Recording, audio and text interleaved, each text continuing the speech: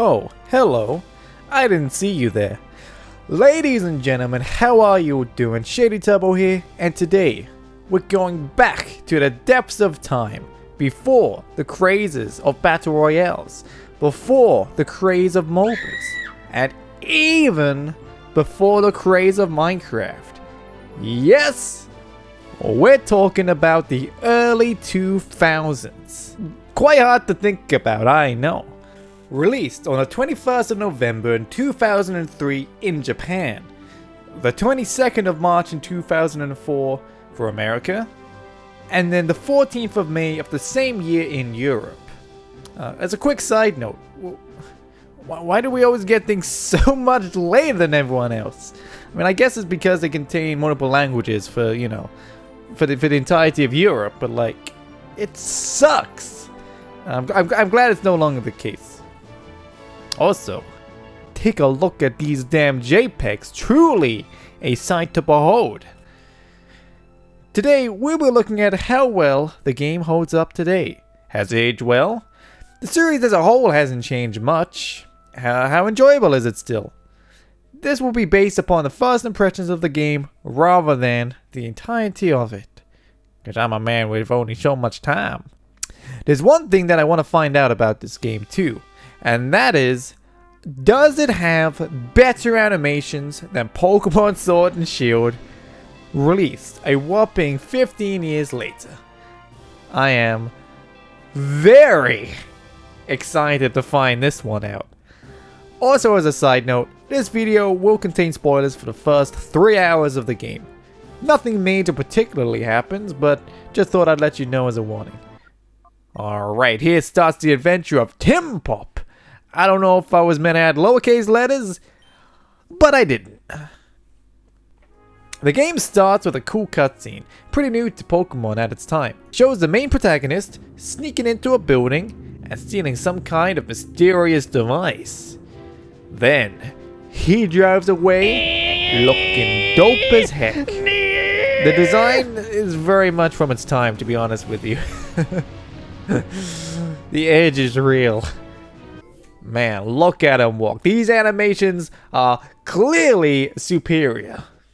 Also, my man has legs like me. The game starts with these two mysterious strangers walking away from the bar. As you enter, you view the news with the greatest music I've ever heard a news channel have. The news gives general updates about the story and progression, and it's a really cool thought. Generally, it's a nice way to keep up with the current story plot points. Once you try to leave the diner, you get challenged by Willie? Nice.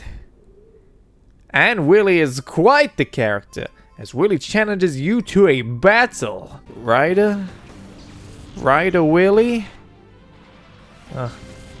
Real subtle. And here is the key unique part of this game. Every battle is a double battle, and I love it. It kills me that they've never gone back to anything like this. The idea of having the moves which help out your team, but like they're only useful for a handful of battles in the mainline games, kills me inside. Why would you ever use them? Plus, look at those death animations. They are so cute, and it gives the Pokemon so much life and character. As far as I saw, each Pokemon had their own, and it's so adorable. It just makes the Pokemon so much more lifelike. Even when they get hit too, they actually feel the weight of the attack, rather than standing there like a lemon. And so, Tim Pop is victorious, and onward he ventures, skating along. Look at his technique. The fact you travel place to place on a hovering motorcycle is amazing too. It's nice to have a slightly edgier Pokemon game, something which will become apparent as time goes on. So, here we are, and what's happening here? Kidnappers? In a Pokemon game? Someone's literally inside this bag. Holy moly, I love it. What's happening? I will say, some of the Pokemon models look decent. Others, kinda not so much. Obviously the low poly count compared to today's standard, but Whismur and Espeon both look pretty good at least. Umbreon? less so. He just looks a little bit off. I think it's his mouth. Wah. At least his glow is cool though. Might you be Team Snagums? I wonder what he's talking about. Alright, that's that situation taken care of. Oh, they still want my help. Oh, well, okay. Jeez, that's a bit filthy, isn't it? Cut the horn, dog. Ah, great. I shall name my new slave Bitch. And then she asked for our help. No. No, I won't help. No. No. Ugh. Fine. Hey, wow, that mister. Why do you have to be so creepy about it? While we're here, can we just appreciate the music some more? It might not be as distinctive and over the top compared to some other Pokemon games, but my god, is it beautiful. Ah, yeah. Hits the spot. Ah, sir, you certainly don't seem villainous at all. How are you? Pretty young lady? Sir, why are you all so creepy in this game? They would never make this actually now. Like, the actual kidnapping and the general creepiness is just too much. No, Mayor, stop, please, just stop.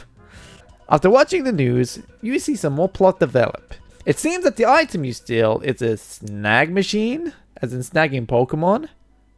Weird, huh? Woman, leave me alone! After not much time at all, it reveals that you actually are, in fact, from Team Snag'em, a rogue soldier. That's fucking awesome. A game where you play as a defect from the evil team, a morally grey character, I love it. The concept for this game is so phenomenal. To me, no single game has ever matched it in the Pokemon series. Every game, you're usually some kid from some town. Now I'm essentially an ex-bad guy with a snag machine. So after buying some Pokemon balls for your snagging device, you run into the most magnificent character of all time, Mirror B. Look at his style, his finesse. No one matches that guy.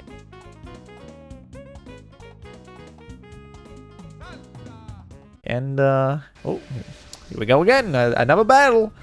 So this is where the game starts kind of showing its issues. Although to some, it might not be an issue at all. But there are 0 wild Pokemon battles. Random encounters are just fully gone. Meaning, this game is essentially plot and trainer battles. The way you retrieve new Pokemon is shown in this battle. What the game wants you to do is this. Steal the Pokemon back from the other trainers. If these Pokemon have dark auras, it means you can steal them back. Even if this current trainer is just following its orders from its boss and loves his Pokemon dearly. Madness. A Pokemon game where I steal stolen Pokemon. I don't even try and give them back or anything. It's like something out of a fan game, and truthfully, I'm here for it. But it doesn't tell me how to actually catch it. I can't see the balls in my inventory. Where do they go? I guess I have to kill it then catch it? Oh no. Bye-bye, Makuhita. I've noticed that a couple times with this game. It doesn't actually tell you really important things at times. Like after this, when you try to leave a town, you run into one of 3 trainers who are each carrying a Gen 2 starter. The game doesn't tell you that you can only fight one. So if you just choose one direction while being unknown about the others, unknown, I get it. You can just be oblivious to the fact that you have a choice. I like the fact it doesn't hold your hand for sure, but it does feel like a slightly strange choice. Alright, cool. I'm in a construction zone. Hey guys. What am I doing here? Oh, my bad. You don't actually want me to be here. I should have known, game. Thank you. Next up is a place that reminds me of Hop Nops. Don't ask. I used to play this game as a kid, and one time I ate Hop Nops while here. Now I associate the place with Hop Nops. Understood? As I'm sure you're beginning to work out, the whole world is designed and themed, mostly around a desert-esque area. Quite a bold choice, since there's only a limited variance to work with, but frankly I like it a lot. It's kind of distinctive and a bit different. Also, I love this music! It's so chill and smooth. Silly goof running into me.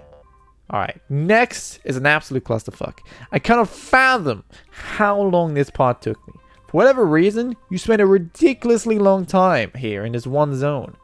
For a rough idea of how long it took me, I spent nearly 3 hours in this one spot according to my footage. Most of the time was spent in this one town. It was ridiculous. It wasn't terrible, but it just left me wanting to move on. So for some reason, this guy with the cogs is an asshole. But luckily, I'm sure we never meet him again. Except we do, because some asswipe has nicked his blimmin' cog. I spent so much time going back and forth, talking to everyone, trying to work out where the blaster cog was. And where was it? In the construction zone.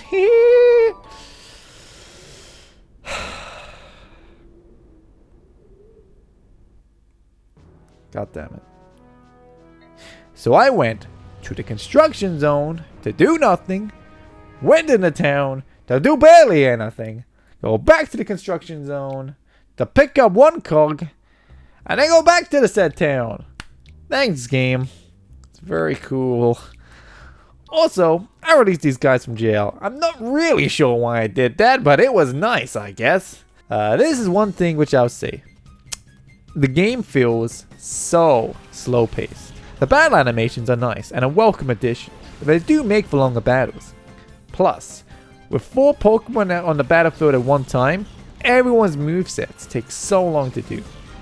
And since there's no just short single battles trying to catch Pokemon, everything is this long. Some people may have 3 Pokemon instead of 4, but I don't really care. It still takes forever. After this, we reach the Colosseum part of the game. Roll the credits. And a new credit. This part looks really beautiful to me. Look at that panning shot. It's beautiful. This running at a high resolution. I think it's the shading of the ground, making the shadows look super nice. But oh my god, it's so well made. For the time, the game was pretty damn acceptable looking, and even by today's Pokemon standards, they're also pretty damn good. So really no complaints there, especially when you're in battle like this. But outside of the battle in the overworld, it's pretty decent. Nothing to go crazy about. Honestly, I find games like Mario Sunshine or Wind Waker to look far better. But overall, it's not too bad, and certainly playable by all means. Especially on my 1440p monitor. You know, it looks good. I accept it. After this, came an infuriating part. I hated it. I hated it with a passion. I nearly gave up so many times. Oh, it wasn't hard or challenging. It was just so slow. It's just an endless string of mediocre battles. They weren't challenging enough to cause problems. You just spammed attacks, went back and heal, went back up, spammed attacks, went back to heal, went back up, spammed attacks, went back to heal. Constantly. I hate it. And what's up with the catch ratio? I wasted so many balls on this damn Pokemon. Another thing the game doesn't really tell you is this bar. What does it mean? So what actually is it? So what it is, it's a bar of darkness. To be able to use the Pokemon properly, such as level it up and evolve it, you need to clear this bar by using the Pokemon and then using some weird magic shit that you unlock a little later in the game. You're welcome. Finally, at last, an elevator to go back to the bottom. Perfect. Wait. No. I can't go back up. I have to walk? Why in God's name would they make me do that? Almost gameplay of nothing. Even at this point, you're still nowhere near done. After that, you have to walk around in this cave, having absolutely no idea where you're going. Battle after battle after battle after wrong way after battle. Guess I need to turn back and heal now, just to be safe. Okay, and this is here I was. Alright, here we go now. Oh, there was one right there.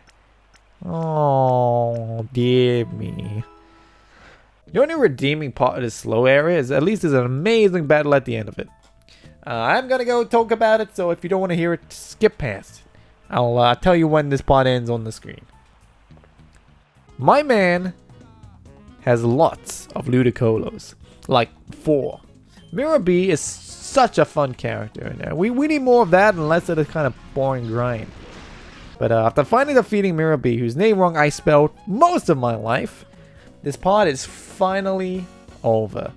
Nearly 3 long hours of just battles and barely any story. Oh, finally. We finally did it. We finally made it out. After all this time, I can finally leave. But, hey, no. I don't want to battle you. Please, no. I think I'm about done for now. The game overall is pretty decent. Obviously, I'm basing this early on in the game, as first impressions are super important, as they'll leave you on the mindset you'll likely have for the rest of the adventure. The graphics and animations are perfectly appealing and have aged pretty well, it's considering. Especially if you're using a dope fan emulator like I was. Although I do own the game, so no dodgy business in the net, please. And the idea of double battle is a 10 out of 10. I genuinely love nearly everything about this game. The concept itself is marvelous. Being more of an anti-hero of sorts is incredibly fun in a series which is usually just kind of bright and innocent. But the pacing is so jank. I can't help but to pull you out of it.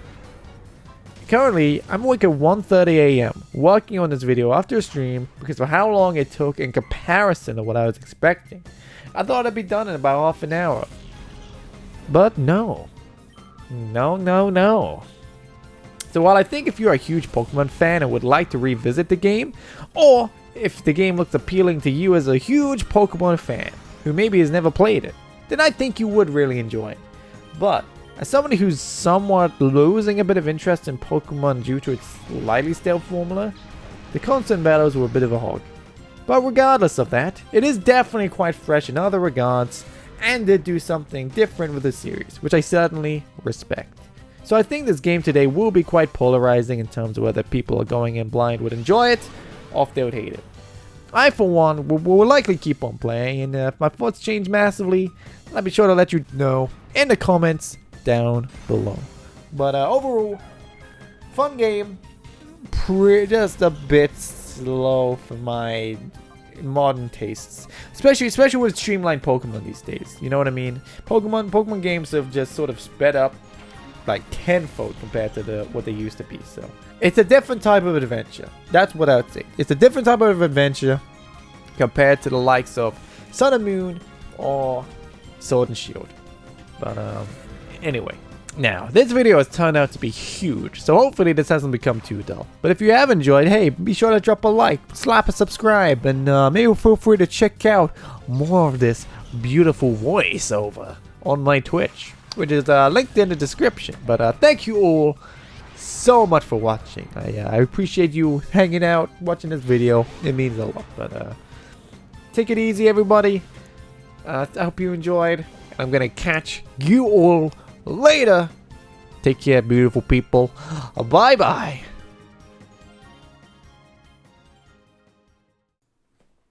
Also, I don't care what anyone says. The animations are better than Sword and Shield. Goodbye.